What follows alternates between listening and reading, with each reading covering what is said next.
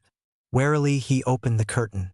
The portrayed dame, Sirius's mother, stared at him, but reminded silence as soon as she saw who had dared to open the curtain.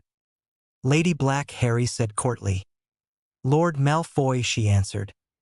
Harry smiled. "It's Malfoy," he corrected her. "The English part of my family might call themselves Malfoy now, but I am part of the original house." "Malfoy," the lady echoed. "Well, how come a pureblood from a respectable family like yours is in company of blood traitors and mudbloods?" "I am scheming something," Harry answered, shrugging. "And I am not only Lord Malfoy. I have also some other houses to my name, and not one of them you would dare to cross. Truth to be told, Malfoy is even the least ancient." "But you decided to go by their name," Lady Black said, raising an eyebrow. Harry shrugged. "I am no lord in my mother's house," he answered casually. "One day I might be, but until then I am still the heir." "So you used your father's house," Lady Black said. "Pray tell, which house is your mother's? You seemed convinced that it would frighten me more." Harry just smiled at her and asked, "The protection layer the old man laid upon the house. Will it stop me from leaving and entering again, or will it show someone that I did leave?" The lady frowned. "Why do you want to know?" "I want to fetch some thing," Harry finally said. "I need to know." "The old man? You are talking about the headmaster of Hogwarts, Dumbledore?" "I am, and I know that he is out of a respectable family. That does not count anything," Harry answered. "He is one of the Gryffindor heirs," the lady said. "It should count something. The House of Gryffindor did not follow his line, even if he wants the people to believe that," Harry said. "Truth to be told, the houses of Gryffindor and Ravenclaw both never existed in the first place." Now the lady was intrigued. "So you want to tell me that every family tree with their names in it are lies?" the old lady asked coolly. Harry shrugged again. "I just wanted to tell you that there has never been a House of Gryffindor, Ravenclaw, or Hufflepuff. There were some family members who carried on these names because they did not want to carry on their original ones. But the houses themselves never existed." "And how do you know?" the lady asked chilly. "Don't worry, madam," Harry answered smiling. "Your house still is close kin to Hufflepuff, and much closer to Slytherin himself." "Slytherin?" the lady asked astonished. "I never knew. I knew of Hufflepuff, but there was no entrance that we are descendants of Slytherin." "Oh, you are not," Harry answered shrugging. "You are close kin, not descendants, but that's something I cannot tell you tonight. I need to know of the shields and wards tonight. I might tell you your relationship with Slytherin some other day." Lady Black sighed. Then she called, "Creature!" An old house elf popped in, looking expectantly at his mistress, the sneer at Harry barely concealed. "Creature," Lady Black said, "this is the Lord Malfoy. He is a pureblood and kin to us, and you will treat him like that. Do you understand?" "Yes, mistress," the house elf answered, and his sneer vanished, now looking at Harry with interest in his eyes. "He asked to leave the house without being seen," Lady Black continued. "Bring him, accompany him by whatever he wants to do, and after that bring him back. Understood?"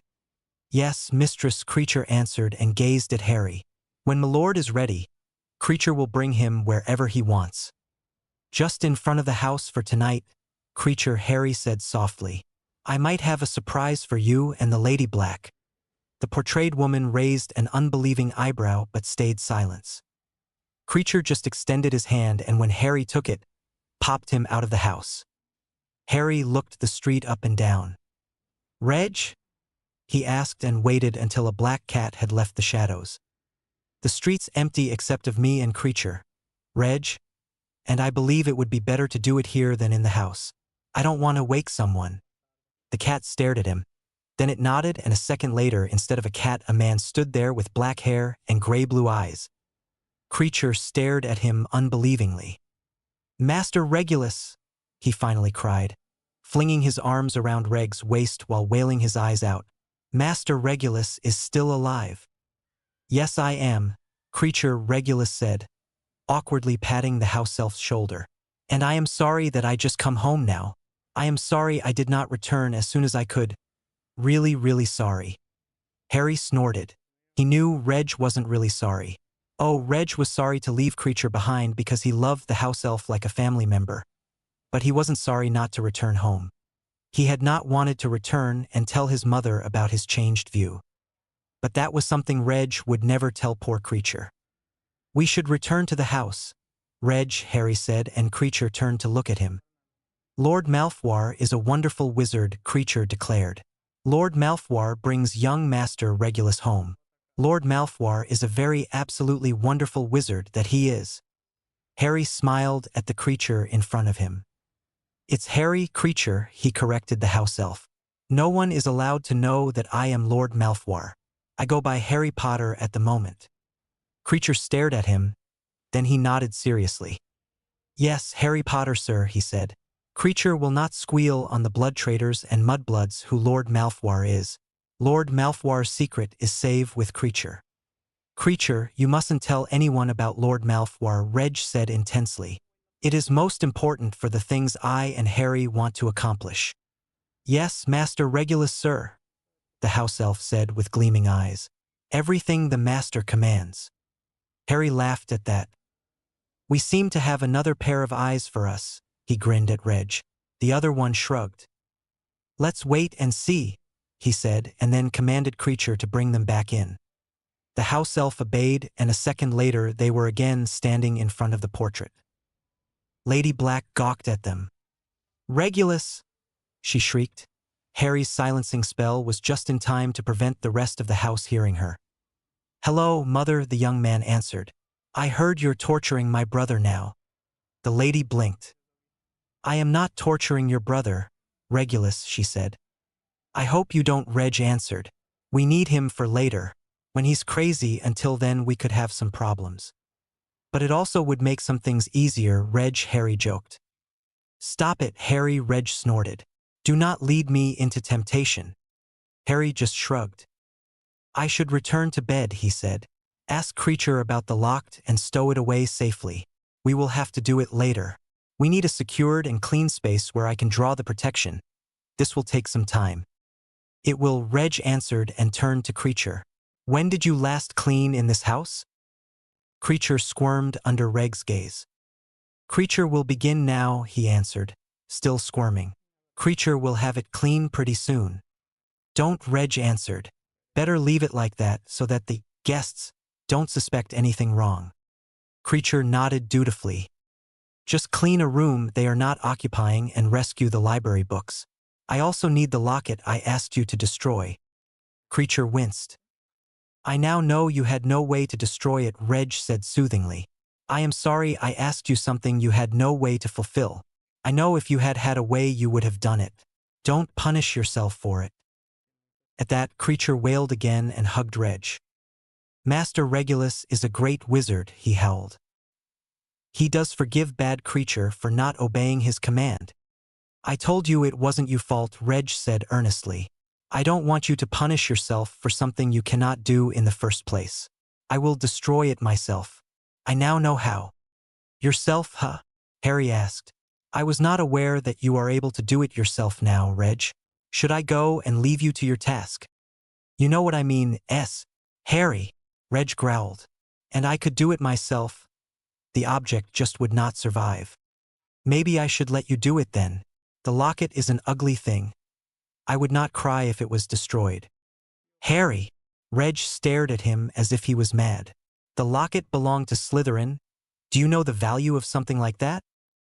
It's still nothing special, Harry answered, shrugging. And just because you live and breath the founders today, I don't have to think differently of something as ugly as that. And I thought you were born a Slytherin, Reg said, shaking his head. Harry stared at him. I'm quite sure my father's surname was not Slytherin, he told Reg. Reg snorted. I'm sure it wasn't, he confirmed. But I did not mean it like that. And you know that. Of course, Harry shrugged, then grinned. but I like to take it like that. Harry. Oh, stop it, Reg, Harry said. But. No, I will go to bed now. You can receive the ugly locket and hide it. We will destroy it as soon as Creature has a ritual room ready. Good night. Reg sighed, but answered. Good night, and with that Harry was off to bed. Under his pillow was lying an edition of the Quibbler, one that Harry had received 2 days ago. He grinned. In it, there was a special section which showed a letter written to the Daily Prophet some days ago. Beneath it, Xenophilius Lovegood, the editor of the Quibbler, had written his answers. The Quibbler Harry had was an edition in advance, because it was a weekly paper and would be released on Thursday every week. The next Thursday would be Harry found it a very fitting time. It was the day of his trial, a very fitting day indeed. Harry smirked at that, remembering his letter and the answer he had received. SSS's. Dear Mr. Twist. My name is Xenophilius Lovegood and I am the editor of the Quibbler. I know. I am not the editor you wanted to answer your letter, nevertheless I will try, as I was intrigued when I read that someone so young like you dares to question our world and our press. Such courage and interest needs to be supported, and so I decided to answer your questions to the best of my knowledge. My competitor, the Daily Prophet, is a private publishing newspaper, whose shareholders decide what will be printed and what not. The same goes for my newspaper, but the difference is that my newspaper solely has 2 shareholders. The Daily Prophet has many. The major ones are the Ministry, which has the majority, and a French family, I think. Definitely fact is that the Ministry, as the major stockholder, definitely can make sure that the Daily Prophet will following its lead. Because of that, many of the articles the Daily Prophet writes may contain facts, but they are also printed in a fashion that would indeed mislead the reader. So you should read every article that is printed with the thought in mind that my dear competitor tries to show the Ministry in its best light. Another fact is that there are definitely reporters in the Daily Prophet who are using quick quote quills. Because of this, a lot of their news are inaccurate or simply false. My dear competitor seems not to care about proven facts and has little regard of accuracy in any form. That shows also the fact that there are no consequences when the reporter uses quick quote quills or faulty information. Of course, that leads to your question about serious journalism and the freedom of the press. Well, I can't say much about that except, as long as the Ministry is the major shareholder in the Daily Prophet, there may be serious journalism all you like. It just will not be printed when it does not favor the shareholders. And when you want to see freedom of the press, you should not look at the Daily Prophet. It might be a private newspaper, but even as a private one you are just as free as your shareholders let you be. Luckily, I am one of the 2 shareholders of the Quibbler and because of that able to decide what to print on my own. When you ever have another question, just write me and I am willing to answer as good as I can. Xenophilius Lovegood, Editor-in-Chief of the Quibbler. SSS's. Let's see how the Ministry will react when their game is published publicly. Harry thought while closing his eyes. I want to see them running with their tails between their legs, and it will end with that. This is just the beginning. And Harry did mean it. He knew he would not be able to do a lot until his trial, but slowly his game started. It just needed to finalize some major parts before he could finally move against the major players. Harry would be waiting. Waiting did not bother him. He was good at waiting. Very good. Time for revenge, he whispered, then closed his eyes and slept. Year 370 BC. Catching some breath. Success. When Sal returned the next time to Britannia, Londom had turned into a village with mixed heritage. There were still druids, but now there also were mundanes living beside them in harmony. Sal strived through the streets, looking for the old part of Londom. There were not many streets, but it still took him some time to find his childhood home again. The house had changed. It had gotten a wooden door and a bench was sitting in front of it. In front of bench and door, 2 men were standing, arguing. I wish to travel, uncle, the younger one said in that moment. I am a staff maker and my profession is also needed elsewhere. They cannot all come to me to get a staff. I need to travel like father. You are too young, Dewin. Ask me again when you have reached the winter after next, the older one replied. I am a druid, uncle. Father would have let me go if. Your father is dead and I will not let you go out there alone so that you can get yourself also killed. I am old enough. You, Dewin, are a child. You know nothing of the world and its dangers. I will not get you killed. Your father would have slain me if I did. But Sal finally decided to interrupt the argument that seemed to go nowhere. I am home, ATR. He greeted his father, the older one of the opponents. Murden Emery's turned when he heard Sal's voice and suddenly he smiled. Salvazahar, he said. You're back. The other one also turned to look at Sal, his eyes curious about the stranger that Salvazahar was to him. Sal bowed lightly to the foreign man to greet him, a bow that indicated that Sal was the older one of them. Well met, he said. Iam Salvazahar ap Murdin Emrys. It was traditional to name oneself the son of one's father. There was less interest in the magical name of a family than the name of the father. Sal found it odd, but he had learned this strange custom as soon as he was back home in Britannia and had adopted it to not stand out too much. Well met, the other one replied and bowed a little bit deeper. Iam devin ap Leider Olivander. You are this Murden Emery's son? He asked, pointing at Murden. I am.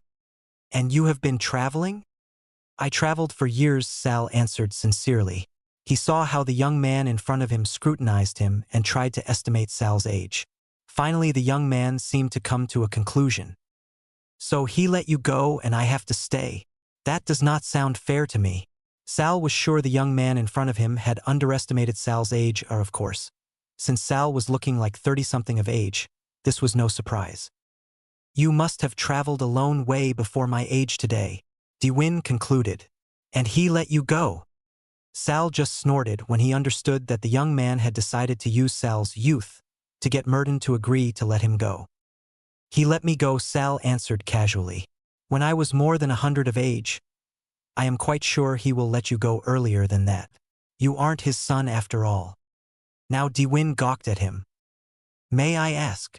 He finally said, but trailed off before stating his question. Sal still knew what Dewin had wished to ask.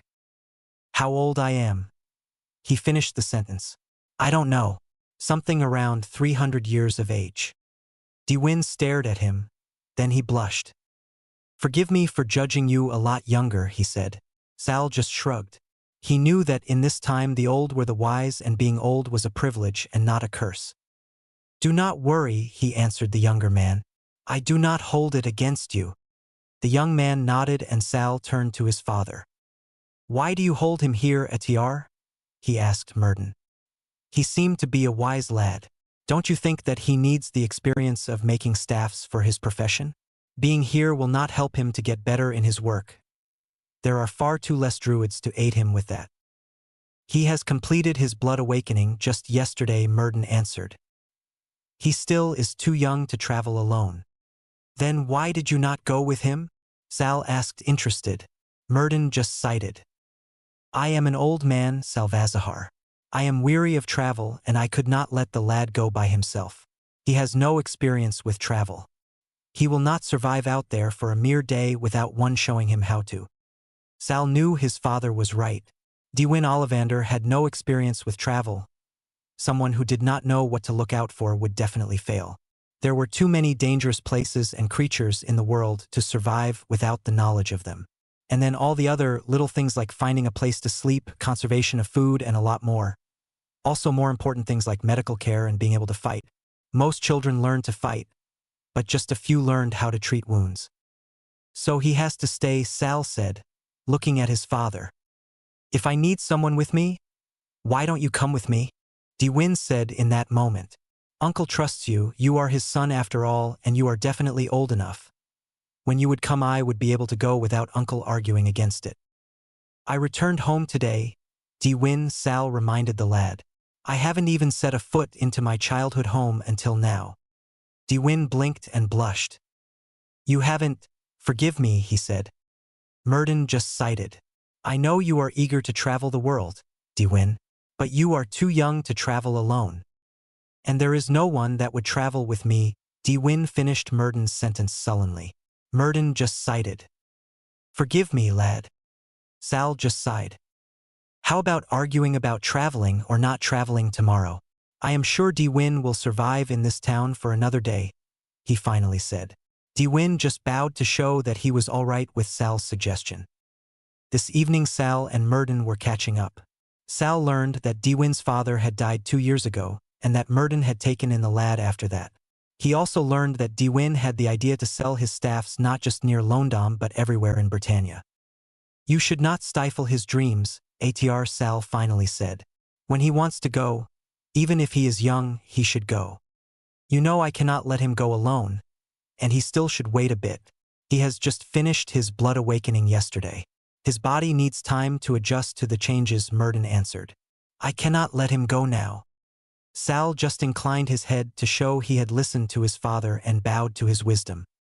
But you also should let him go to live his dream, he said again to his father. You plan to go with him and keep him safe, Murden said, now smiling. Sal just inclined his head again. I will, he answered, but I also want to stay here for some month before going. I will speak to Dewin tomorrow. I will ask him to wait some month. After that I will go with him and travel through Britannia.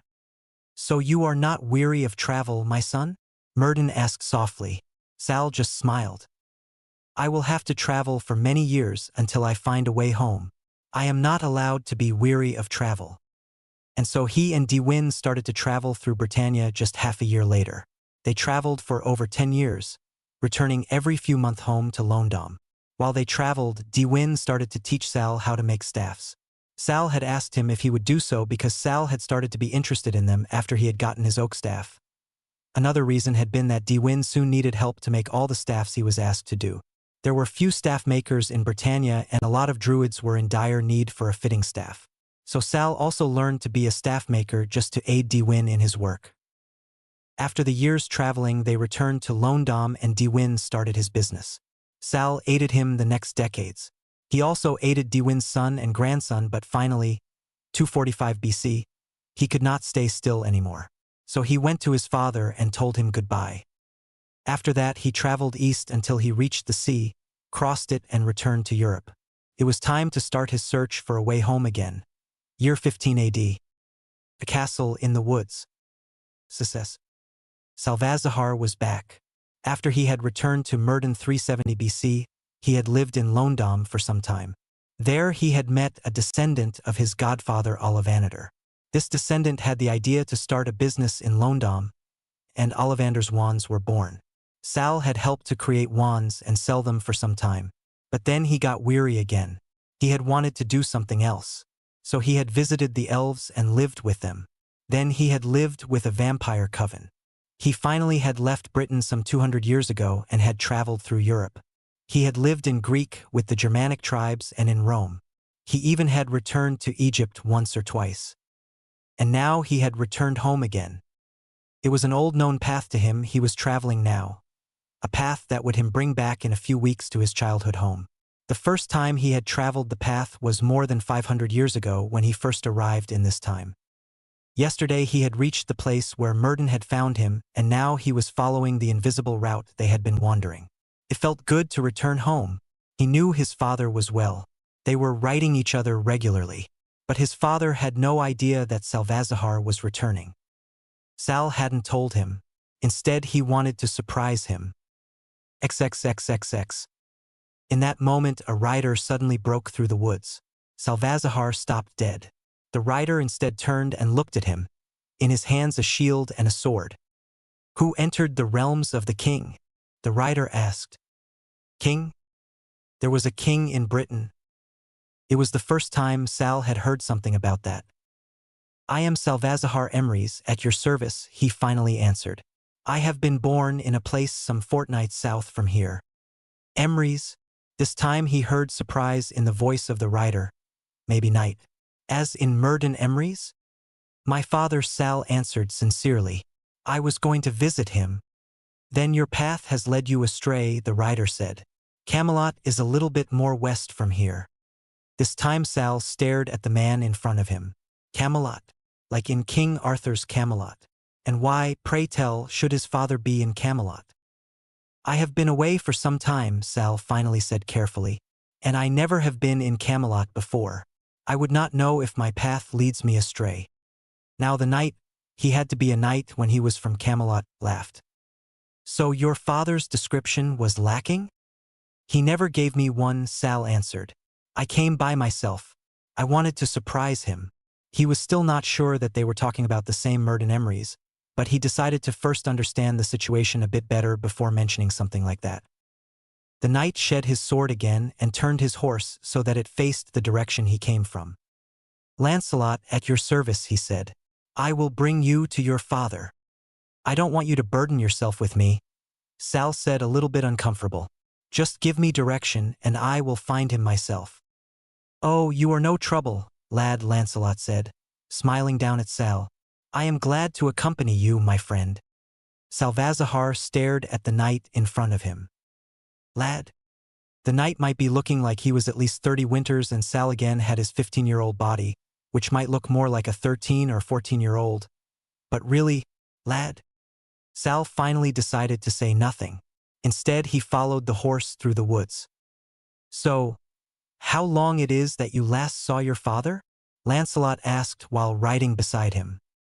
I don't know, Sal answered, shrugging. Some years, maybe. Some years.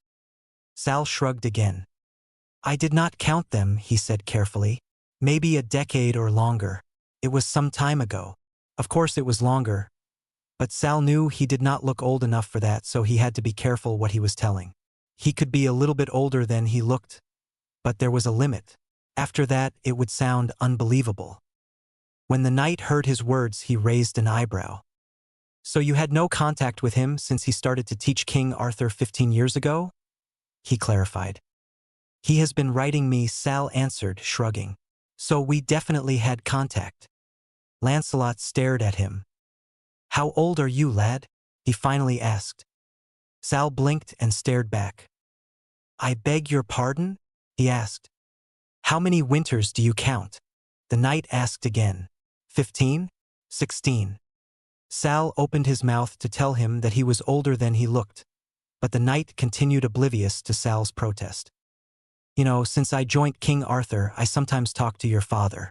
He is always watching over Arthur, always at his side when Arthur needs an advice. And maybe the rest of the castle is blind to it, but I am not. I see him often looking at Arthur with a gaze that tells me that he doesn't want to talk to Arthur now.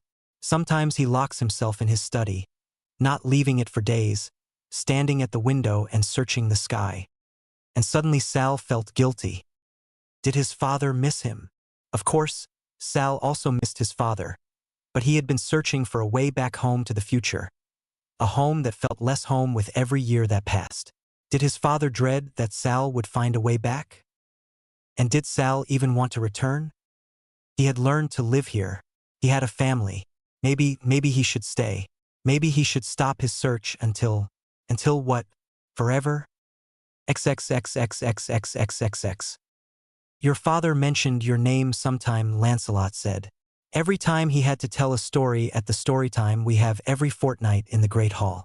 It is a gathering of Arthur's knights and his mentors. Arthur lets us tell our adventures and our pasts. Murden normally says nothing, but when Arthur wants him to tell a tale, he always tells about you. He calls you Sal. And some things he had told us sound unbelievable. Unbelievable? Suddenly Sal could picture that it was really his father that was living at King Arthur's court. Well, the last one was about killing a basilisk with nothing than a sword when you were a mere child. And suddenly Sal laughed. It really was his father. He remembered Murden's pride and horror when he had stumbled over this memory while teaching Sal a clemency. Sal had told him all after that, and Murden was livid. He had right out ordered to take him with him to the future so that he could scream at Sal's headmaster for letting such a beast near mere children. He was stricken with horror when I told him, Sal said, still laughing. He wanted to see my arm trice before he was sure that the basilisk venom had not killed me. Lancelot nearly fell from the horseback. The story was true? He asked, half horrified, half awed. Sal shrugged and pushed back his sleeve to show the scar. It bit me, he said casually. It was a phoenix that healed me. The knight looked at the scar and shuddered. I am surprised that your father did not insist that you would never leave his side again, he said, shuddering. How many winters did you count when this happened? 2? 3? As big as the scar is, you must have been no more than a toddler. Sal wanted to protest again, tell him that the basilisk simply had been a very old and maybe senile one, but Lancelot talked again. Then the rest of the stories are also true? Fighting dragons? Flying a carriage? Visiting places you were forbidden to go? Fighting trolls? Maybe, Sal answered nervously. I was not very good at listening as a child. But Etiar wasn't there for the most of it, so I was not reprimanded by him.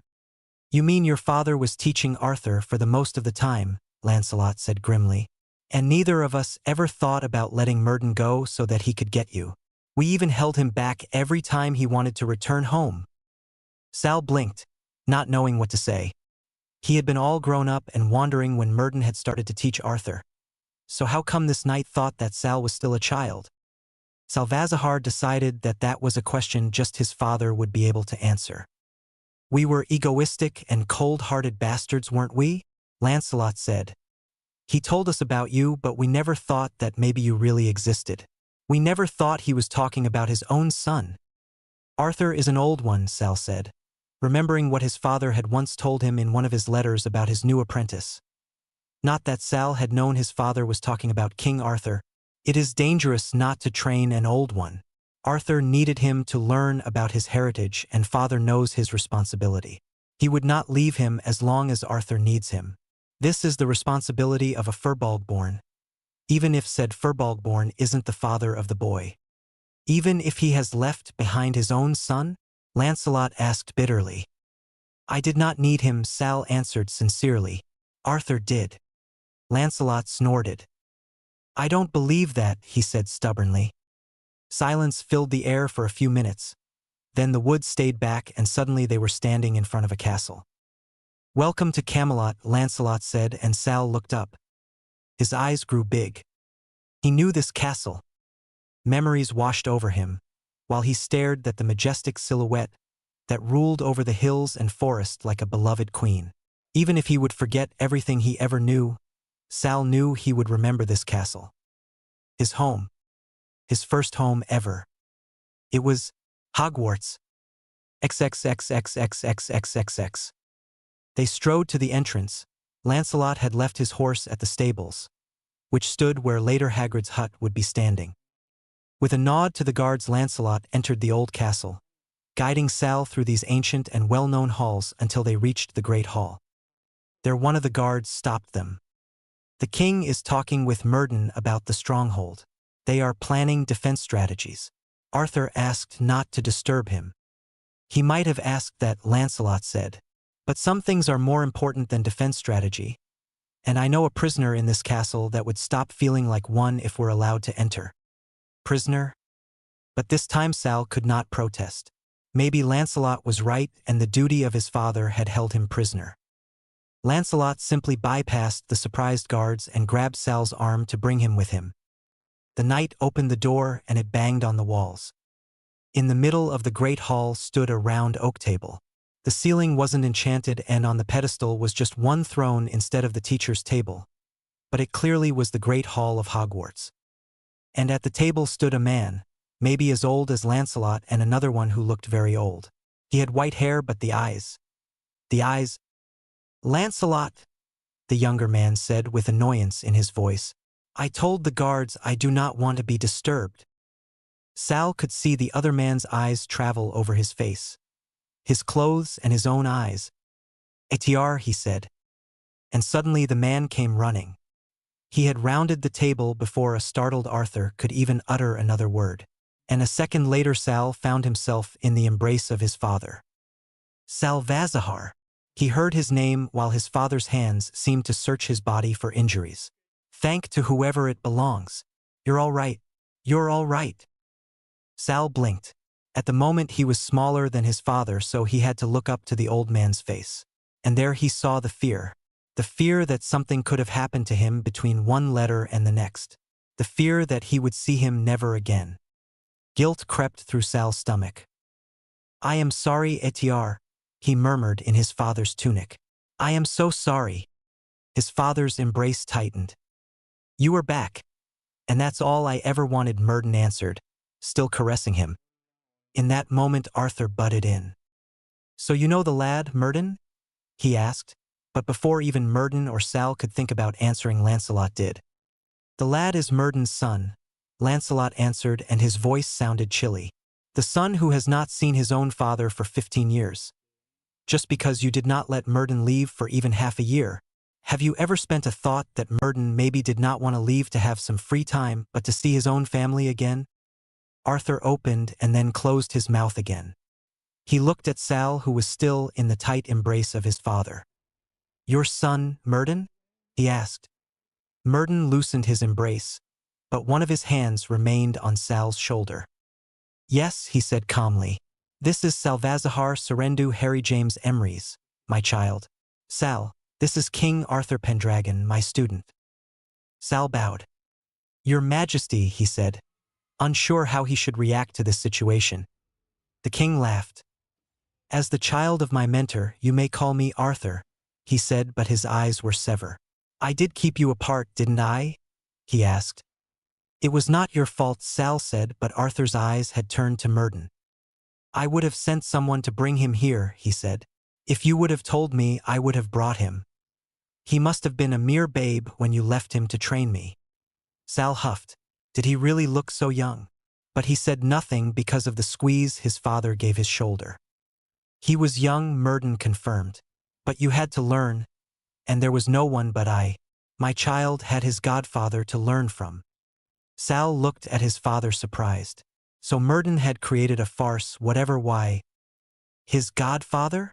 Arthur asked, sounding suddenly guilty. "What is with his mother?" "She died shortly after my first winter," Sal answered. "She was ill?" Lancelot asked softly. "She was killed," Sal corrected. "She died to protect me." When he said that, his father's eyes became grim. "She did. And one day this madman will pay for that," he said. "Just tell me where he is and who, and I will send my men," Arthur said, looking from father to son. But both of them just shook their heads. "You can't," Murden answered. "Just like I could not send your men for my son." Arthur opened his mouth to protest, but Murden just kept going. "I told you I visited the world when I was young," he said to Arthur. The king nodded. "My son's mother was part of this world," Murden said. "I returned home to Britain, but the last time my son had been in Britain, he just had been born.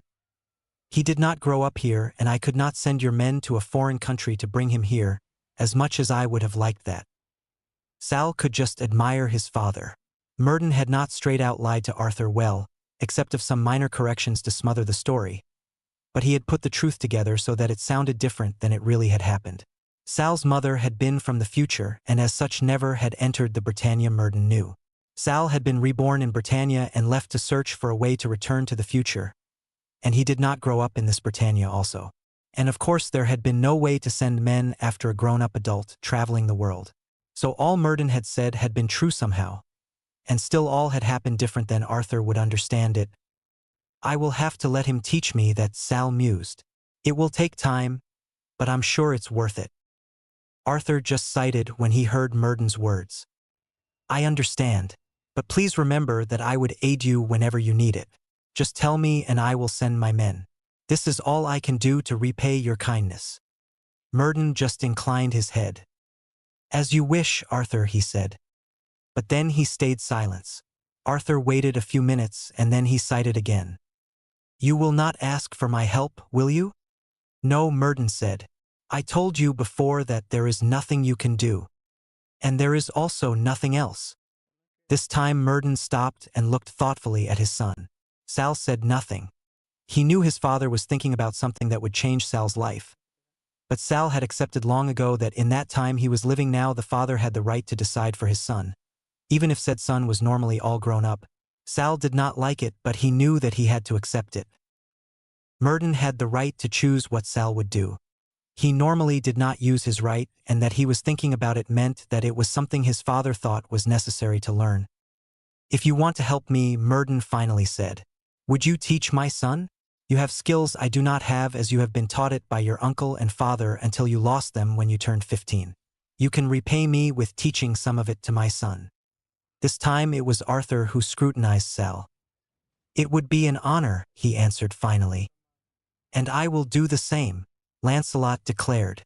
For a long time I wanted to teach a youngster how to fight. This is the ideal opportunity. Sal was not sure if he really could say the same. Well, we will stop working for today, Arthur said, looking at Lancelot. Lancelot and I will work out a training plan for your son and will present it to you tomorrow. For now, enjoy the time with your son, Murden. I will, Murden answered and led Sal from the room. They stayed silent until they reached Murden's quarters. There, after he had shut the door and silenced it, Sal started to speak. Please explain, ATR, he said. There was no need to add what he wanted to know. Murden knew that Sal was talking about the misdirection he was using on Arthur. We are both too old to explain it without telling everyone that we are more creature than human, Murden said. Even if they know about Firbolgborn, no one ever understood the difference between us and them, and I do not like to explain it. But isn't Arthur himself an old one? Will he not live longer than the others? Sal asked, surprised. He is, and he will, Murden said. But he still will just live on for another century or two. His family still might have the soul of the Firbolgborn, but he is not a descendant of a phoenix. So it's the phoenix blood, Sal said. Yes, Murden answered. A phoenix is a creature which is born again and born again. It decides when it dies to be born again, and it decides when it is old. Its blood in our veins does give us longer lives than even the other Firbolgborn have. And you decided to tell him nothing about that? Yes, Murden said. And also nothing about our ability to age. This is family magic? So no one does have to know except a family, do you understand? Yes, Sal nodded. It is the same with the family magic of Arthur or the others, Murden said. We are unable to use them and we should not know them at all. Sal just nodded. So I have to be 15 because I came looking like it, he concluded. Yes, Murden said, smiling. But I am glad you did. Arthur and Lancelot are some of the best fighters I know. It will be good if you learn from them as much as you can. And because of that you decided to take Arthur's offer. Yes, Murden said, smiling. Then he turned serious again.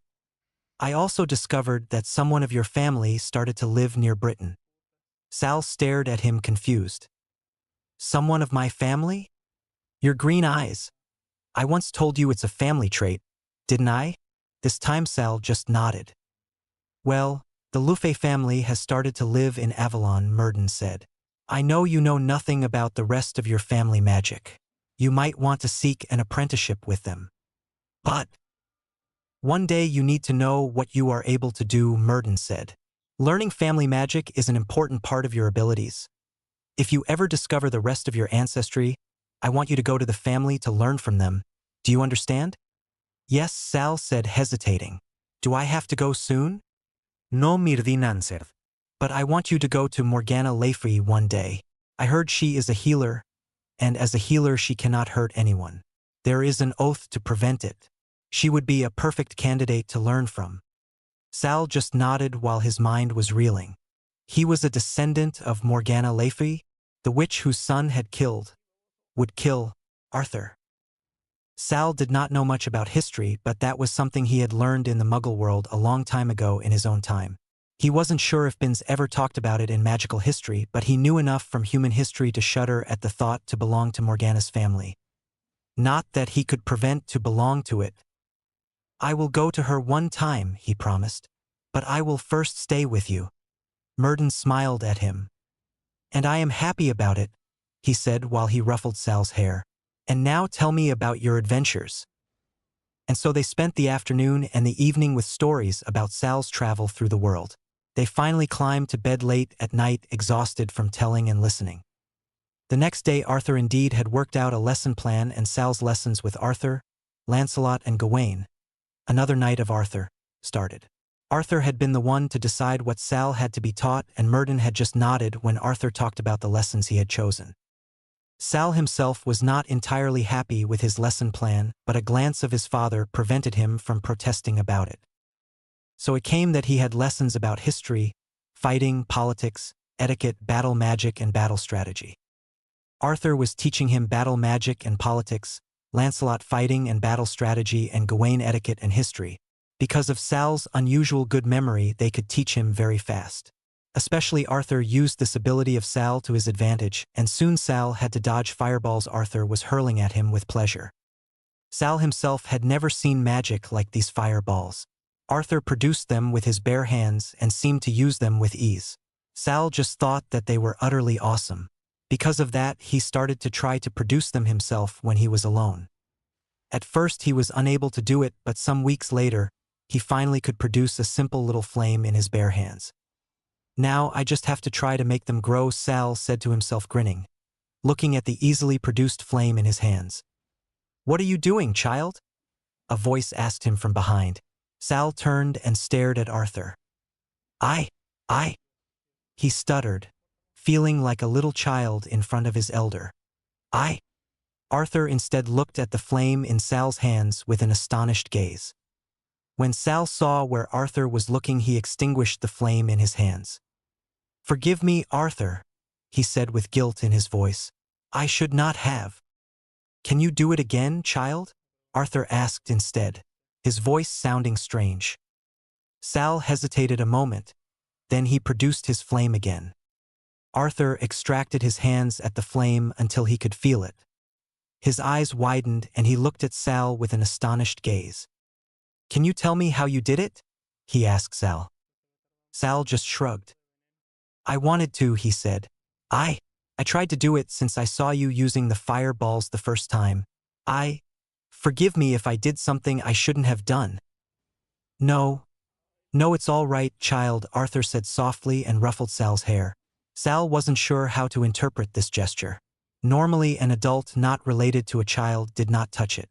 It was seen as improper to do so, and Arthur had never broken this unwritten rules until now. Tell me, child, what do you know about your mother? He asked Sal. Sal hesitated, then answered truthfully. I know that she was young when she died and that my parents weren't married long. I know I have her eyes and I know that she was brilliant.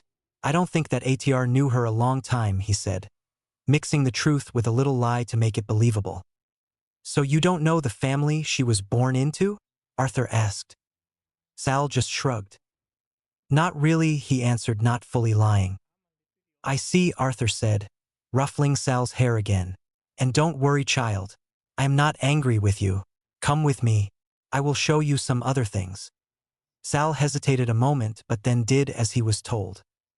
For hours later he returned to the rooms he shared with his father, utterly exhausted. Arthur really had shown him other things. He had shown Sal how to control fire without trying to produce it, and the same he had also shown him for plants. Sal had tried both until he was able to help a flower to bloom and a fire to burn without wood. It was an exhausting way to use magic, and Sal just fell to bed to sleep. He slept through the night and was woken in the morning by his father, who told him they were called to Arthur. So Sal stood up and followed his father to the Great Hall. Murden, Sal, Arthur greeted. I have called you to ask you for a favor. My lord, Murden asked. Sal was equally surprised, but as a minor, he was not allowed to speak until been spoken to. He had long ago learned to follow rules like that, even if he not really was a minor anymore. Murden, I wish to adopt your son, Arthur said. Sal blinked. Adopt him? Sal had a father, so why?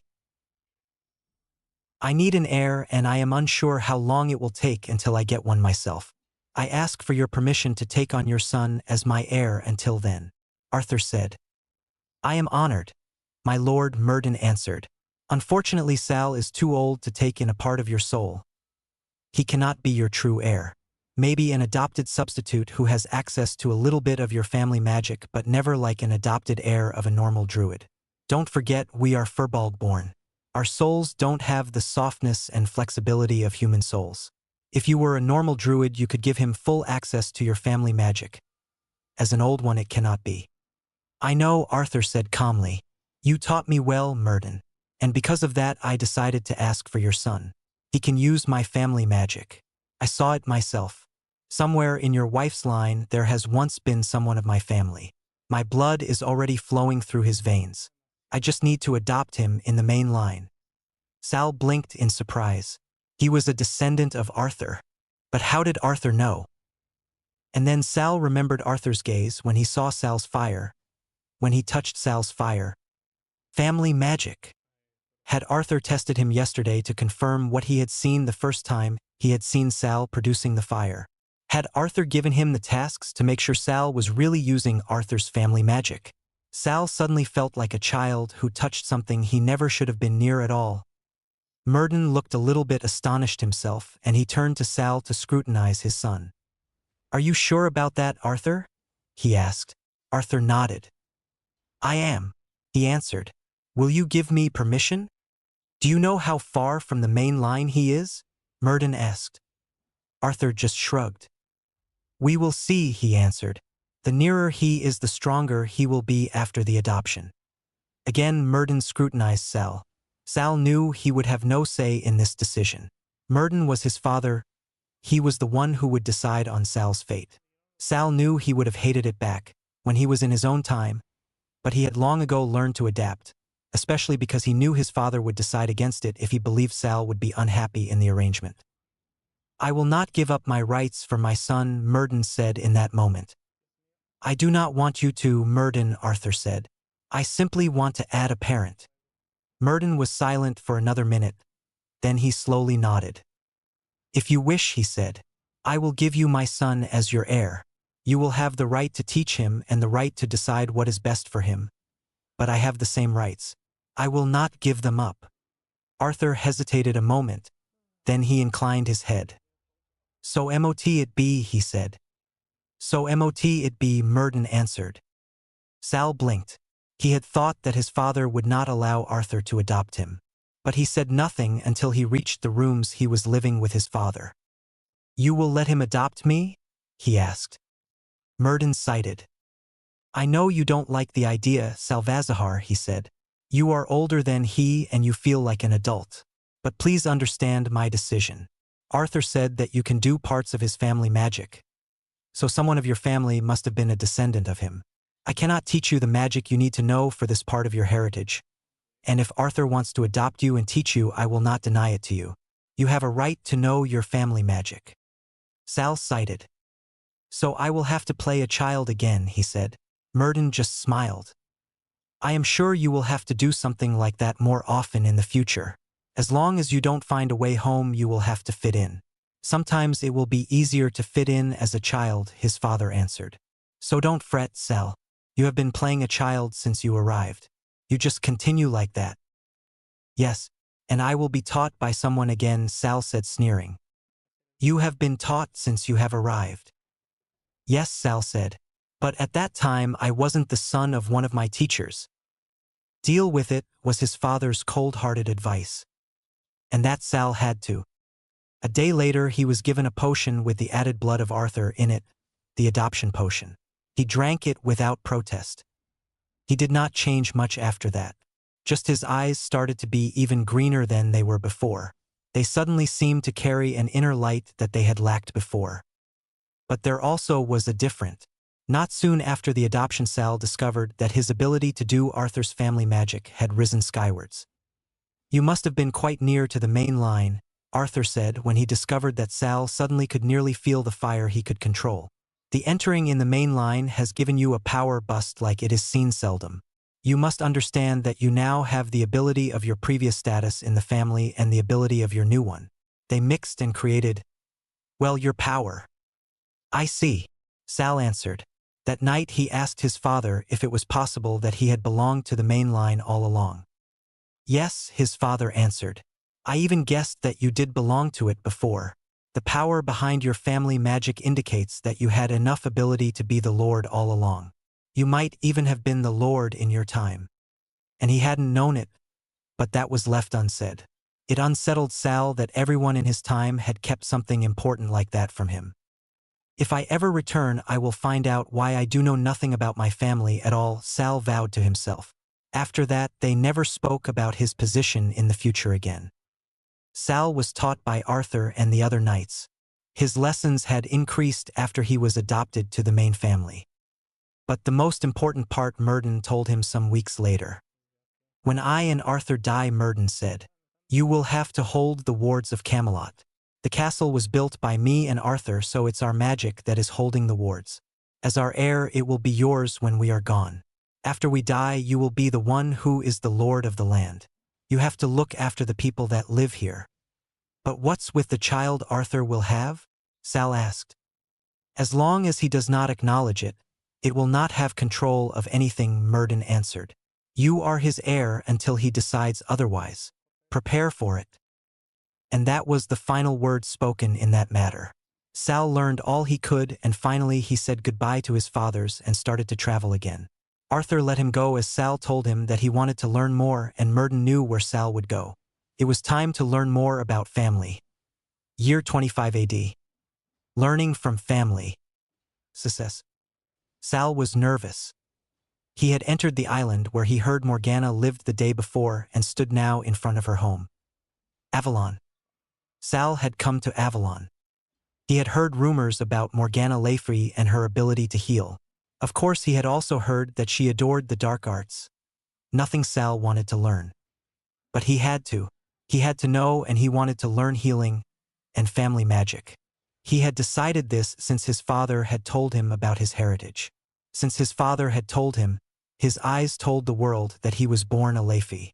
And since he had learned how he could be the descendant of Arthur and Morgana.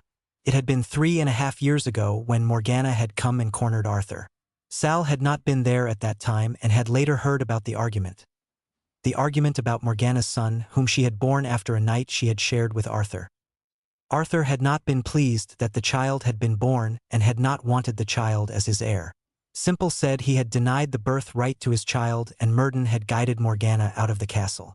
Sal did not know how it happened, but the result of this meeting was a shared enmity between Sal's fathers and Morgana. So Sal might be a descendant of Morgana, but he also was Murden's son, and Morgana hated Murden. And because of that, Sal was standing in front of the door, unsure how to proceed. XXXXXXXXX. Do you want to stand there forever, lad? A sarcastic voice asked, and suddenly the door opened and Salvazahar was looking at a middle-aged woman who carried a maybe 4-year-old child on her hip. Sal said, stuttering, I was looking for Morgana Le Fay. I was told she lives here, he finally said, looking at the woman. She had pitch-black hair and deadly glowing green eyes. Sal knew these eyes. They were the same he had inherited from his own mother. The boy on Morgana's hip did not have these eyes. He had brown ones, eyes that reminded Sal of Arthur. So this child is Mordred, Sal thought. Then he corrected himself. Medrod. His name was changed over time. It's Medrod. And who is looking for me? Morgana asked him, staring at him coolly but intensively.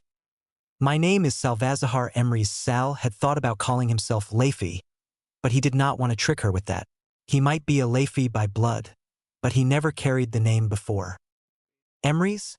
She asked, still staring. As in Murden Emrys? I guess, Sal answered nervously. What do you want, breed of Murden? I. Sal gulped and found his courage. I am here to ask for an apprenticeship, he said, squaring his shoulders. Morgana raised her eyebrows. The breed of Murden asks me, Great Morgana Le Fay, for an apprenticeship? She said, suddenly sounding dangerous. Sal's gaze grew cold when he met her eyes head-on. He stared back, daring her to say anything more than she had before, and Morgana blinked. You're no Emrys, she finally said. You're of my blood. You are my heir. Her gaze turned to her own child. But how come you are? I am the one who continues the main line. So how come you exist when I have a child? Sal gulped again. He knew he had to explain it to her, and best without lying too much. I am not from this time, he finally confessed, and Morgana's eyes returned to him. Again her eyebrows rose. I am your many times grandchild, you could say, Sal finally settled with. I came here to learn from you. The truth, but not true enough to conclude the right things. When you are my many times grandchild, how come you carry Murden's name? She asked, now definitely interested. Shouldn't you carry my name, or Arthur's? My mother was the heir, Sal answered nervously. I carry my father's name as I have no right to carry my mother's. You have our magic, Morgana say, narrowing her eyes. You know our family magic, and as such you have the right to carry our name. You needn't befoul yourself with Murden's name. Sal wisely said nothing. He had foreboded that Morgana would not be pleased with his last name. Well, that is my problem, Sal said. I do not know family magic. Morgana stared at him when he told her. Your mother didn't teach you? She asked, appalled and disgusted. She could not teach me, Sal corrected. She died when I was a mere babe. Then surely your grandmother. There was a war, Sal said with a bitter note in his voice. I am the last with magic of my line. I was since I counted one winter. I still have an aunt, but she did not inherit any magic. She cannot tell me what I need to know. No, she wouldn't, Morgana said. So that's why you're here. Yes, Sal answered. I needed a competent teacher to learn from, so I came here. There was a moment of silence while Morgana was piercing through him with her eyes. It felt like a test, and Sal grew nervous the longer she stared. And learn you will, Salvazahar, Morgana said finally and smiled. Come in. I will teach you. I don't want to end my family name with the Emrys line, even if I do not object your mother's choice in marriage. The Emrys line is a strong one. Inserting its blood in our line is definitely a good choice. Sal wisely forgot to mention that his Emrys father never had married his mother. He did not want to tell Morgana that he truly was Murden's son. He was sure she would not like that very much. So he just entered, fully aware that he would have to learn all she wanted him to in the next few years, and there was no telling when she would end her training. XXXXXXXXX. The hut was small and neatly kept. Morgana pointed at a simple wooden chair in front of the fire. Sit, she said, while she herself sat down in a more comfortable one. Do you know how to read? She asked. Ido, Sal answered. So your aunt did teach you some things, Morgana said. What about the family books? Did you read them? No, Sal answered. My parents' home was destroyed. I have nothing left but an old cloak of my father's. Morgana sighed. Sal could feel her using legilimency on him. He let her through, not to his memories but to his feelings, so that she could analyze if he was telling the truth. But you know basic occlumency, she said, even if it is a barbaric form of it. My father taught me, Sal answered truthfully. Well, I will teach you better, Morgana said. Forget what your father told you. I will teach you real occlumency. Yes, my lady, Sal said. Call me mother, Morgana said. You may be my many times grandson, but you are young enough to call me mother. Say, how many winters do you count? 15, Sal answered, using his body's winters and not his mind's. He was not sure if he liked Morgana's suggestion to call her mother, but he knew he would do it anyway. She was his ancestor and because of that his elder. When she wanted to be called mother, then he would do it without questioning. So your magic has matured one time until now? Morgana asked, and Sal shrugged. I don't know, he said truthfully. When he said that, Morgana took out her staff and pointed it at him. Sal stiffed, but did not flinch or take out his own staff. Morgana smiled at that. She definitely had seen his slightly concealed reaching for his staff before he could stop himself to do so. You have good reflexes, she said. Your father taught you the way of the warrior, I believe? He taught me the way of the druids, Mother, Sal answered. I am no warrior, but I have to know how to fight as a druid. Yes, you do, Morgana said, and then whispered a spell. Soft yellow light hit Sal's body. Then he started to glow green. Oh, that's good, Morgana said. You did just mature one time. I will be able to teach you from the scratch, and we have time. Your second time will be not before the third winter. You can tell that? Sal asked, surprised. Even his father had not been able to tell that when Sal had started to mature for the first time. Yes, Morgana said. And you will also be able when I have taught you all I know. There are just two conditions. I hear. You will let me adopt you, Morgana said. As my child, I will have the full rights to teach you all I want without you protesting it. Sal had thought about this possibility. Morgana knew that Medrod would not be able to use family magic, and she wanted to make sure that someone would be able to use it fully, even if this someone was an heir from a distant future. When he truly was her son, even an adopted one, and not just a descendant, she had a better grasp at his magic. A parent simply understood their child's magic better than anyone. I will, he answered. He had hoped to prevent it, but it was not unexpected. Well, it will change nothing in my blood, he thought. He simply would have more access to the family magic. And that definitely wasn't bad at all. The other condition is that you will teach Medrod how to fight when he is old enough, Morgana said. Sal nodded, knowing that he there also had no choice, even if this might later be the cause of Arthur's demise. But even if it was, refusing would not change history. Arthur would die, and when history would like Medrod to be the cause of his demise, so it would be like that. Sal would not be able to change that when he refused. I will, but I am not more than mediocre in using a sword. As long as you teach him, Morgana said, the rest he will learn by himself. XXXXXXXXX. The time at Morgana's flew by quickly. Sal soon got used to call Morgana mother, and under her tutelage he started to learn how to use his family magic. He also started to learn how to heal and also the dark arts. At the beginning Sal was a little bit hesitant to learn the dark arts, but soon he discovered that many rituals and spells in the dark arts could be used differently and would help him while healing others. Sal also discovered that he loved to heal. Before the apprenticeship Sal had just thought that knowing how to heal would be useful, but the longer he learned the more he discovered that healing was something he would like to do for a living. Morgana also noticed that he loved to heal, and so she more and more included him in her own work as a healer. It was 10 years later, the day Medrod first bested Sal in their mock battle after just a few minutes, when Morgana finally called for Sal. Yes, mother? He asked, entering the house. Salvazahar Lafi, she stated. Today is the day when your apprenticeship ends. You now know all I know, and there is nothing left to teach for me. Sal inclined his head.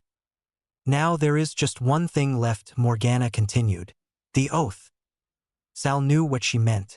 Every healer had to vow on their magic to help everyone in need. The healer's oath would also constrict him in his magic. No healer was allowed to kill or maim others or even simply neglect to help them when they needed help.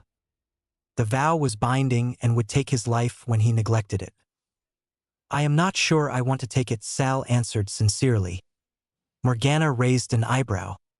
I taught you healing for 10 years, and now you don't want to finalize the last step in your profession? She asked, surprised. A healer cannot fight, Sal answered sincerely.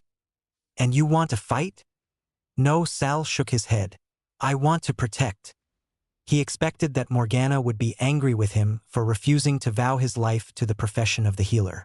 What he did not expect was the gleam that entered her eyes when hearing his answer. So you want to protect, she stated. Will you try to protect everyone, with no exception, be it race, blood, or something else? Sal frowned. Of course, he answered. Why shouldn't I protect someone when I'm able to and he does need help? Now Morgana looked like a Cheshire cat. So you will protect those who cannot protect themselves from those who try to maim them? I will, Sal answered, still frowning and now utterly confused. And you will use all your skills to aid whoever needs help? Of course I will. Even if you will have to aid your enemy? Yes. Even if you will have to kill someone or let someone die to ensure the safety of others? Sal blinked at that. Let someone die. Yes, he said, unsure. Even if it will bring you harm? Yes. This time he was sure. Then I bless you, child. You are a healer, you are a warrior, you are a guardian. You have finished your apprenticeship and you have chosen your path. May you heal others, may you judge their hearts. May you guide others, may you protect them from harm. Today I name you a guardian healer born to protect, born to judge, born to heal. So be it. A golden mist suddenly surrounded Salvazahar and a rune circle was seen above his head. Sal had never seen this circle before. It was the typical healer rune circle in the middle, but it was surrounded by a different, foreign one. Before Sal could decipher it, it glowed as bright as the sun, broke apart into sparks and entered his body. Warmth filled his entire being and then it stopped and all was back to normal. What? He started to ask, but Morgana beat him to it. A healer's oath, she answered, but not the normal one. This one will let you protect and kill, there will be no consequences. You even can let someone die if this person has harmed others with his action, or will harm others when he continues his actions. So, there is nothing different than before? Sal asked, confused. Oh, there is, Morgana answered. Others have to come first now. You cannot do anything when you encounter a conflict. You have to aid those who need protection. You cannot aid the others, and you cannot aid evil. When you do, you will lose your magic and maybe even your life. So you tricked me in an oath, Sal said. I know you, Salvazahar, Morgana said, shrugging. You would have done it anyway. You are born to protect. That you have my eyes while having also Arthur Pendragon's blood shows it. You will not feel bound at all, because of the oath. Sal sighed, but he could not object. Even without the oath, he would have helped those who needed help and were too weak to aid themselves. But why did you trick me into it? It is an oath you have to give while not being aware of it, Morgana said. And even if you give it, there are few in this world whose oath would have been accepted by magic. A guardian healer is special. There are maybe 2 or 3 in this world.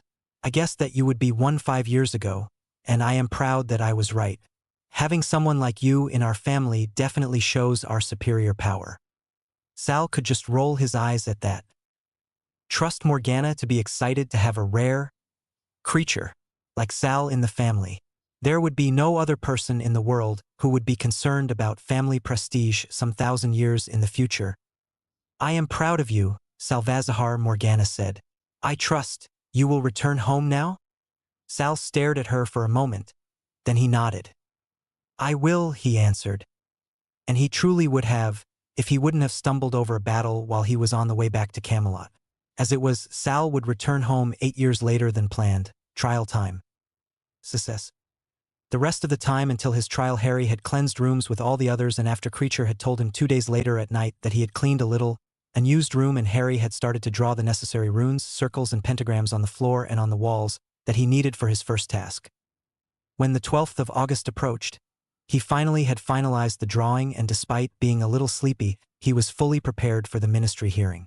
Of course, no one else knew. They all relayed on Dumbledore. Dumbledore was there last night. He will come, Molly Weasley had told him, and Harry had well-behaved, nodded, and not shown his feelings about Dumbledore, the Almighty.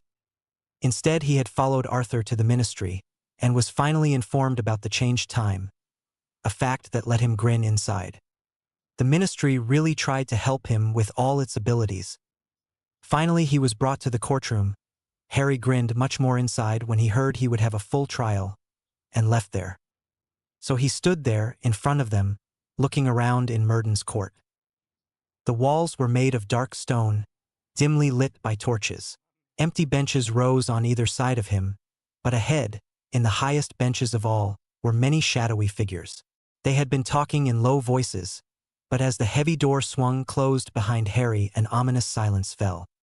A cold male voice rang across the courtroom. You're late. Harry turned and looked at the speaker. I did not get a notice that the time was changed, Harry answered, crooking his head. I also got no notice that the place was changed.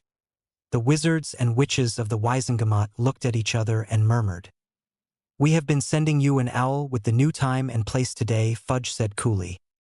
You might, Harry answered. The point is I did not get it. So how am I supposed to be on time without knowing it was changed? We should not discuss that now, a witch beside Fudge said sweetly, and Harry had the unproved feeling that she had something to do with his missing message. He said nothing and filled it away for later. This just would make it easier for him. Very well, said Fudge. The accused being present, finally. Let us begin. Are you ready? He called down the row. Yes, Sir Percy. Harry had thought as much. He did not even bother to look at the treacherous Weasley brother. Disciplinary hearing of the 12th of August, said Fudge in a ringing voice, and Percy began taking notes at once. Into offenses committed under the Decree for the Reasonable Restriction of Underage Sorcery and the International Stature of Secrecy by Harry James Potter, resident at number 4, Privet Drive, Little Whinging, Surrey. Interrogators: Cornelius Oswald Fudge, Minister of Magic; Amelia Susan Bones, Head of the Department of Magical Law Enforcement; Dolores Jane Umbridge, Senior Undersecretary to the Minister. Court Scribe: Percy Ignatius Weasley. Witness for the Deef. You don't have to, Headmaster, Harry interrupted the entering old man mid-sentence. I am fully capable of defending myself. Dumbledore stopped mid-step and stared at the boy in front of him. Harry, my boy, this is the Wizengamot, he began, but Harry interrupted him again. That's all right, headmaster. I am fully aware where I am. I can handle myself. With that, he turned to the minister and said in a non-saying voice, Please continue, Minister Fudge. The members of the Wizengamot were muttering. All eyes were now on Dumbledore and Harry. Some of them looked annoyed, others slightly frightened. But the most of them looked utterly flabbergasted. Harry guessed that the most of them had thought he would hide behind Dumbledore's robes. But Harry was not a child anymore. So, while the originally Harry maybe would have let Dumbledore manage his affairs, the current Harry was not willing to give the headmaster any power in his life. Minister Fudge? Minister Fudge, would you please continue, sir? Silence for another minute. Yes, Fudge finally said, still staring at Harry and Dumbledore, who looked slightly undecided at his young charge. Finally, he just flicked his wand and sat down on the squishy armchair that appeared out of nowhere. Harry ignored him. Yes, said Fudge again, shuffling his notes. Well then, so, the charges. Yes. He extricated a piece of parchment from the pile before him, took a deep breath and read out. The charges against the accused are as follows. That he did knowingly, deliberately, and in full awareness of the illegality of his actions, having received a previous written warning from the Ministry of Magic on a similar charge, produce a Patronus charm in a Muggle-inhabited area, in the presence of a Muggle, on the 2nd of August at 23 minutes past 9, which constitutes an offense under paragraph C of the Decree for the Reasonable Restriction of Underage Sorcery, 1875, and also under Section 13 of the International Confederation of Warlocks Statute of Secrecy. You are Harry James Potter, of number 4, Privet Drive, Little Whinging, Surrey? Fudge said, glaring at Harry over the top of his parchment. Today I am, Harry answered pleasantly, knowing that the chamber would showcast it if he lied. Today? Fudge asked, slightly annoyed with Harry's answer. I might change my name tomorrow, the boy replied, shrugging. Or I might find out my parents gave me another name altogether. At this, Fudge stared unbelievingly at Harry. Then he shook his head and continued. You received an official warning from the Ministry for using illegal magic 3 years ago, did you not? I might, the boy replied. This is a yes or no question. Answer clearly. Fudge scowled. Then, for you, yes, it might have been 3 years. And yet you conjured a Patronus on the night of the 2nd of August? Said Fudge.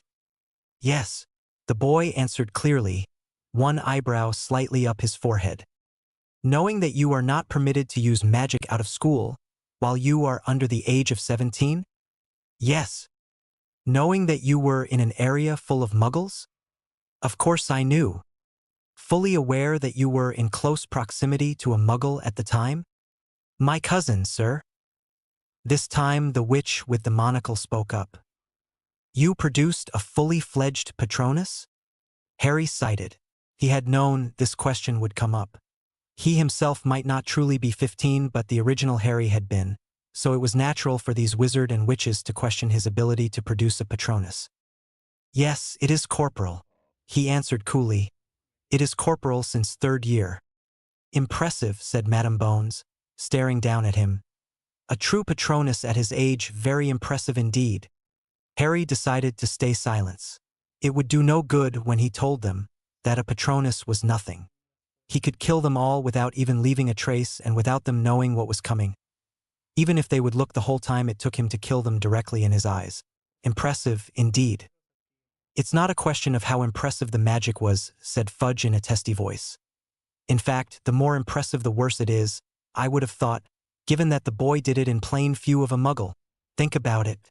We can't let such behavior unpunished. He broke the law without even regretting it. When we let him roam, we can't know what he will do next. Those who had been frowning now murmured in agreement, but the boy in front of them seemed to be fully untouched by the accusation. This time Dumbledore instead seemed to be unable to hold back. He stood, ready to defend Harry, if the boy wanted it or not. But just when he sprang to his feet, The young boy in front of the Wiesengemot spoke in a low, cold voice. "Now, Minister, tell me what you are playing at?" The boy said, and Headmaster Dumbledore, ready to defend the young boy, stopped in the middle of opening his mouth. "What are you implying, boy?" Fudge hissed, but his voice showed that he was slightly taken aback by the emotionless voice of the teen. Cold, Avada Kedavra green eyes pierced him, judged him, and found him unworthy. "I am implying several serious disregards of your own laws," the boy said, emotionless, and a whisper emerged in the crowd. Fudge turned his head from left to right, trying to stand still and being impressive. He failed. Words run through the crowd. "Broken law? We," he heard. "When? XXXXX. Disregarding of the laws, Mr. Potter?" A regal-looking lady finally asked aloud. "Pray tell, what are you talking about?" "About several things, madam, several broken laws specifically," the boy replied, and when one of the Wiesengemot wizards opened his mouth, he overrode his attempt to speak mercilessly. "Let's start with an easy example. When I used the Patronus charm to defend my cousin, I got a letter that I was expelled from Hogwarts. That was the first breaking of your laws. No one except of the headmaster can expel a student from Hogwarts. Trying to do it without consulting the headmaster at first ends in losing all the reminding control you have in school. Hogwarts has the right to take back the offending person's OWLS and newts when said person just attempted such a crime." "Is that so, lad?" another very old-looking wizard asked coolly. "And pray tell, where do you think you read such an offending piece of text?" "In your law book, my lord," the boy answered simply. "This is one of your own laws I have been quoting." "Have you?" another lord asked skeptically. "I don't think that anyone of the ministry would ever be for a law like that." "Well, they weren't," the boy in front of them answered, and then sent a steady glance across the crowd. "This is law since 978, when Hogwarts started to open for all students in Great Britain. At that time there was no ministry. It were the lords of the ancient and noble houses who at that time were setting up the law.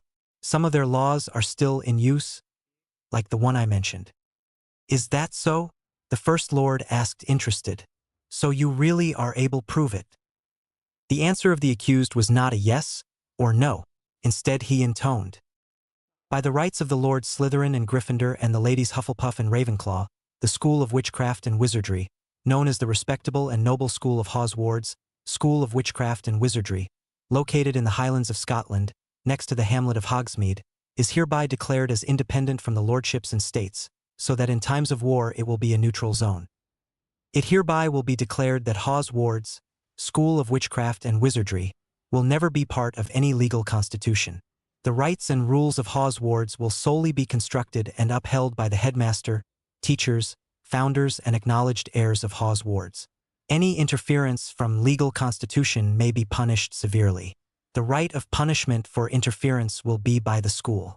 By severely interference such as expelling student, the person who interfered will be held responsible and might lose their right to bear a staff because of deprivation of his school examinations.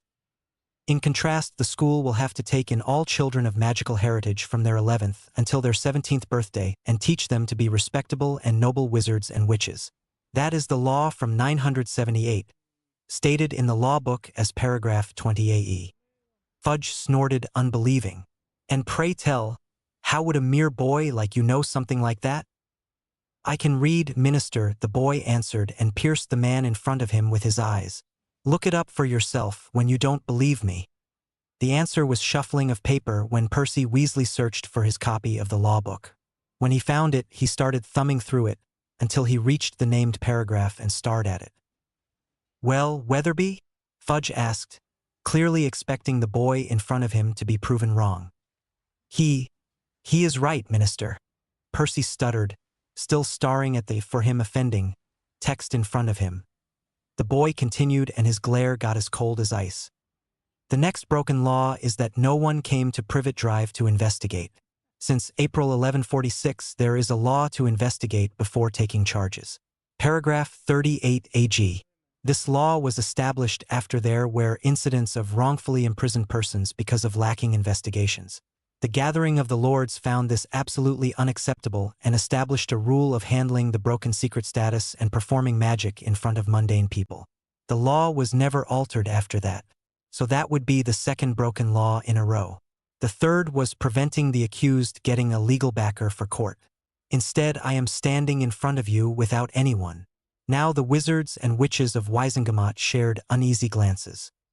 You had Dumbledore? But you turned him down, Fudge cried, still staring at the uncanny teen. He is not, nor will he ever be a legal backer. He might be my headmaster at school, but he has no training in legal rights. So even if he would back me up, he would still be another civilian who does not know all the paragraphs of the law. The boy replied coolly. You could have asked someone. When? You changed the place of the hearing today. Formerly it had been an unofficial hearing, where I wouldn't have needed a legal backer. But now it is a trial. A legal backer needs time to know the facts. Also, I am a minor. I am legally not allowed to search legal backup without my guardian. My aunt is mundane. She has no access to a magical lawyer. And I had no time to contact her and asked for legal backup. As the court, you have had a duty to see to my needs when you force me to go to court without time to contact a legal backer. This might be a newer law of the 19th century, but it is still law. As it is established in paragraph 95, every person accused of a crime has the right to send for legal backup in court. The legal backup might be self-provided, or in case it is impossible for the accused to get one, there has to be a chance to be provided of a lawyer by the Wisengamot.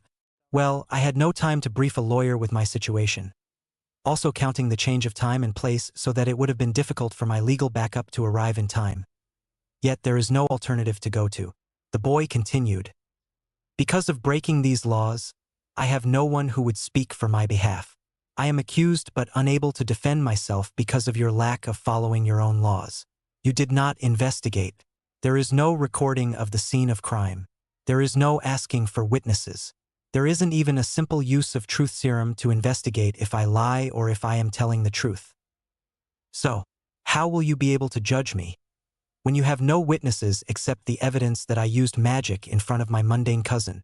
How will you judge if my use of magic was rightfully if there is no other evidence except of your recording? There is no need of a witness except of our recording. You broke the law, you will pay for it. Fudge intercepted at that moment. I did, didn't I? Or is there a possibility that I didn't break the law? The boy said, and his killing curse eyes were blasting. You are underage. You are not allowed to use magic in your holidays.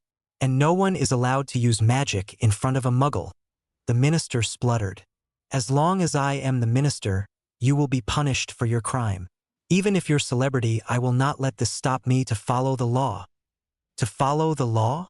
The boy stared at the minister, as if said person had said something absolutely stupid. Which law, Minster Fudge? Clause 7 of the Decree for the Reasonable Restriction of Underage Sorcery states that magic may be used in front of a muggle in exceptional circumstances. And as those exceptional circumstances include situations which threaten the life of the wizard or which him or herself, or any witches, wizards, or muggles present at the time of the dash. We are familiar with Clause 7, boy. Thank you very much, snarled Fudge. Of course you are, Harry answered courteously. So why have you done nothing to exclude this clause?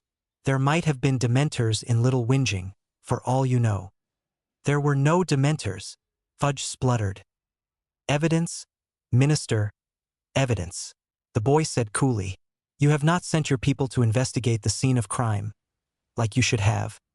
And now you come and say that there were no dementors, but you yourself can't prove it. So how come that you think that you are right? Fudge stared at the boy in front of him with hatred in his eyes.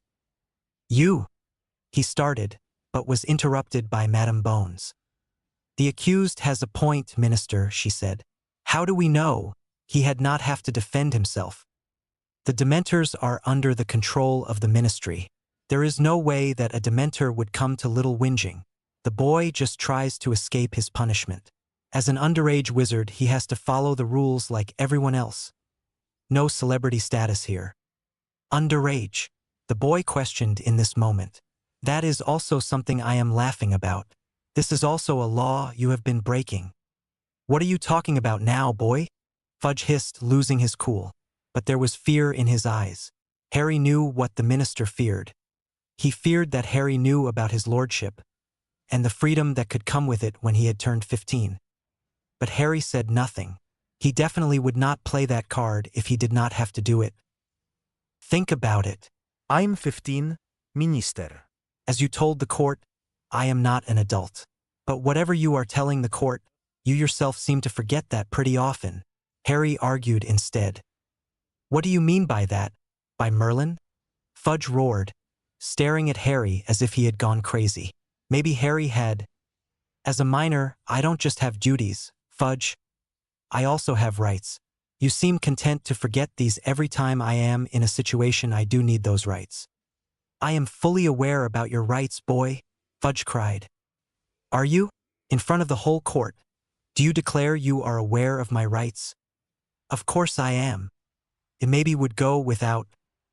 And the headmaster, is he also aware of my rights? What has this to do with anything, boy? Fudge growled. Just let the headmaster answer my question, Harry said, shrugging. Dumbledore looked at him with confusion. Of course I am aware of your rights, Harry, he said finally softly. You know that this discussion will bring you nowhere. It really would go without. Harry ignored him. Instead he looked at the rest of the Wisengamot. What's with you, ladies and gentlemen? Are you aware of the rights of a minor? XXXXX.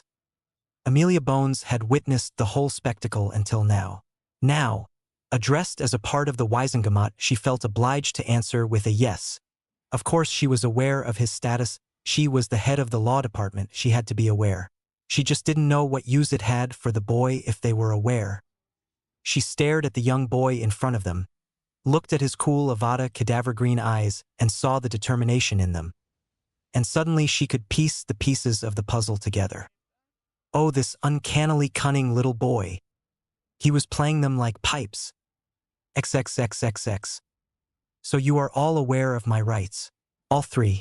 The minister, the supreme mugwump of the ICW and chief warlock, and the Wisengamot, Harry said triumphantly, but then stopped. His expression of triumph fainted to nothing except of cool calculation.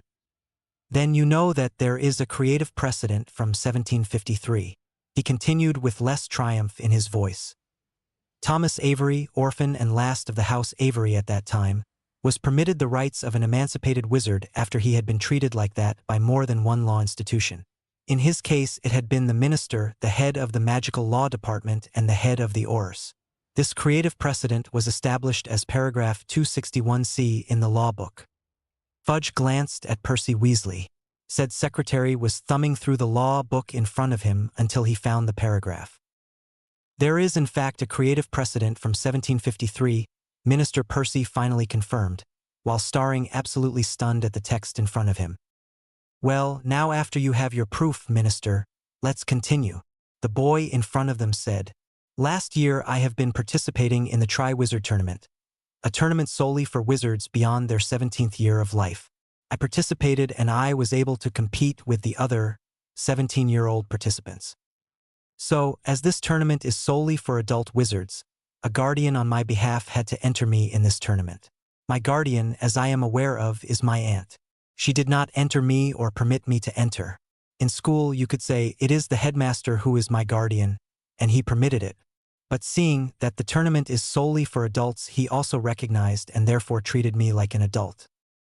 So he knowingly ignored my rights as a minor and forced me to participate in something a minor had no right to be in.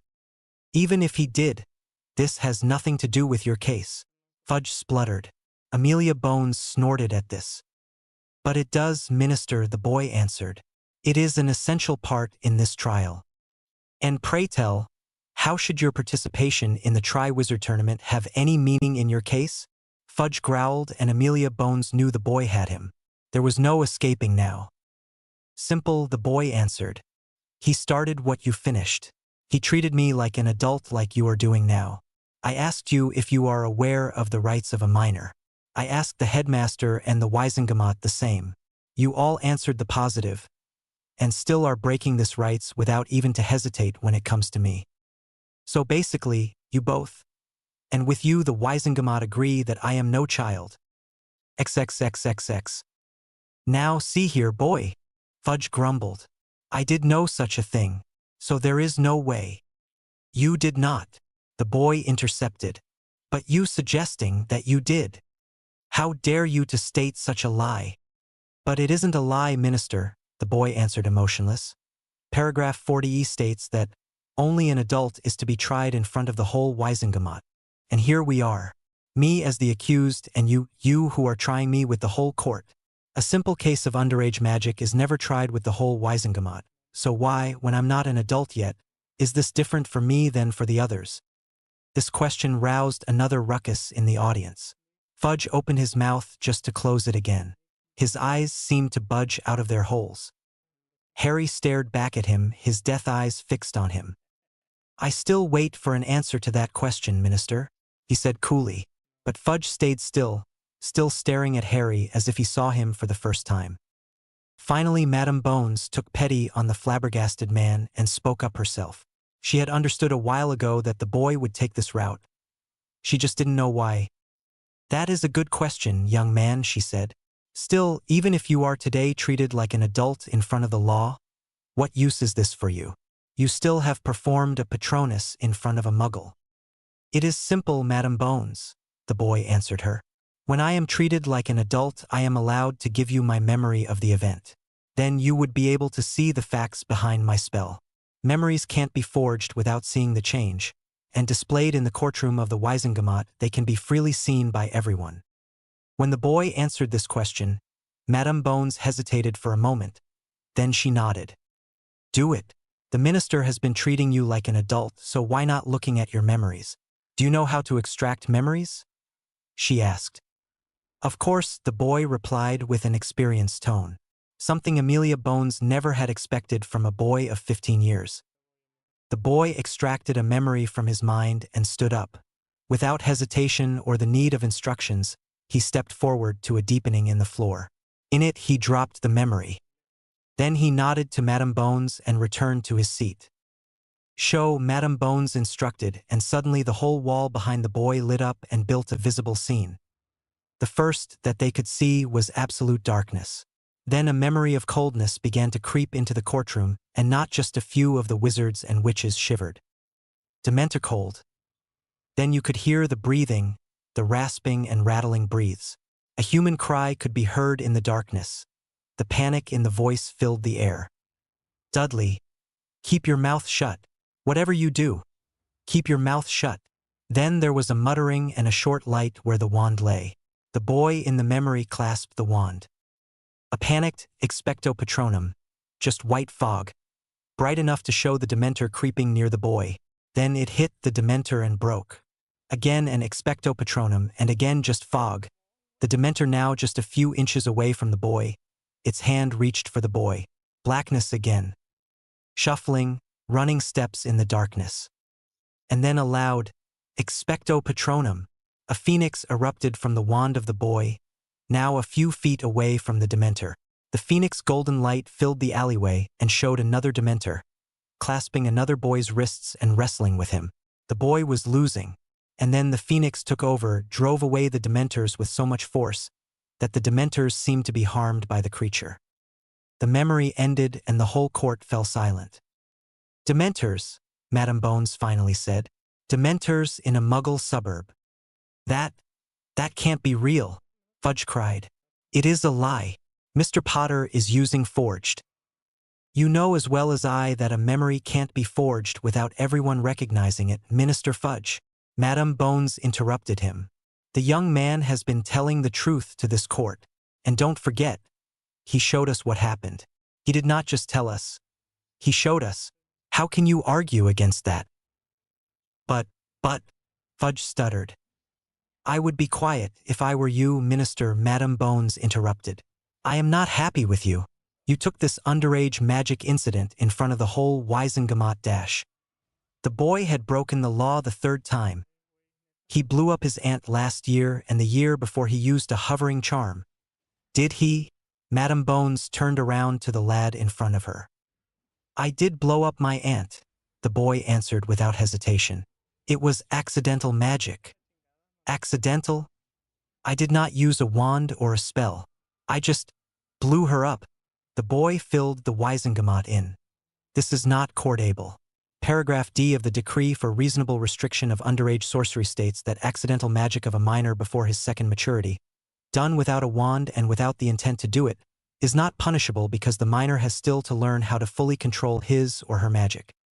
At this Madame Bones smiled. You are right, Mr. Potter, she confirmed. But there is still the incident with the hovering charm. I can show you the incident, the boy answered without hesitation. I think this time it will be enough to just tell us. Well, but it sounds not, well, believable. Just tell. When we need to see it, you can show us afterward. I just warned, the boy answered. It was a crazy house elf. A house elf? The witch beside Fudge snorted.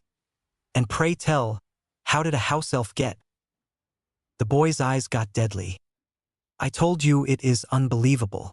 But when you want to, I will show you the incident. I don't think that is necessary, Madame Bones interrupted while staring the minister and the witch next to him, Dolores Umbridge, down. I believe you, and even if I didn't, it was just one incident, nothing to be punished for. But, Fudge started. You, minister, should think about what you are saying. Madame Bones interrupted again. Alone in this sole case you have ignored several laws, the most of them in place to have a fair trial for the accused. I will see to this when we end this case. But now, finish. And I warn you, if you even try to stall a bit, I will look through all your doings in the last few years. Even if I find nothing, you wouldn't see your office for the next 5 months. So, do you have to say anything else? No, this time, Fudge sounded bitter. Well then, on to the charges, Madame Bones said. Those in favor of clearing the witness of all charges? More than 80% of the Wisengamot raised their hands. And those in favor of conviction? This time it was just Fudge, the witch beside him, and a few others. Harry scrutinized them, until the most of them turned their eyes away. He would have to remember them later. They were either in Fudge's pocket or Death Eaters. So simplified, they were both enemies. Fudge glanced around at them all, looking as though there was something large stuck in his throat. Then he lowered his own hand.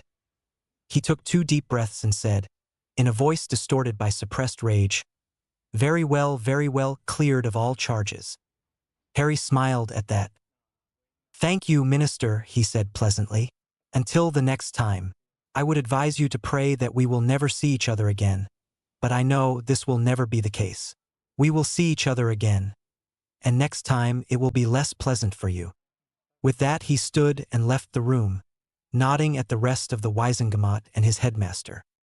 But his face stayed carefully blank until he reached the floor outside the courtroom. Then a creepy smile spread over his features. Harry James, 1. The Wisengamot and the headmaster, 0. Horcrux night. Success. When Harry left the room, Albus could do nothing but stare at the vanishing form of the boy he had deemed the savior. Something was wrong with the boy. Albus had never seen Harry act like that before. Of course, it had been some months, since he had seen the boy the last time. The last time he had seen Harry, the boy had just won the Triwizard Tournament and his first battle against a reborn Dark Lord. Since then, Albus Dumbledore had been nervous to meet the boy again. Albus, of course, knew about the Horcrux in Harry's scar, and he feared that Harry would be influenced by it. Now that Voldemort had returned, the trial today just aided to Albus' beliefs. How? How had the boy managed to get off without his help? How had the boy known all this? Albus had brought the boy to Petunia and stopped every contact the boy could have to the wizarding world, so that the boy would not be raised in the traditional ways of the purebloods. And now the boy suddenly was acting as if he had been raised like a pureblood all along. This was not something Albus had wanted or even imagined. He had wanted Harry to be raised like a Muggle or Muggleborn. He had thought that when the savior of the wizarding world would act like a Muggleborn, that the rest of the pureblood would see the error of their ways. Albus had hoped that the pureblood would finally stop clinging to customs that were long outdated.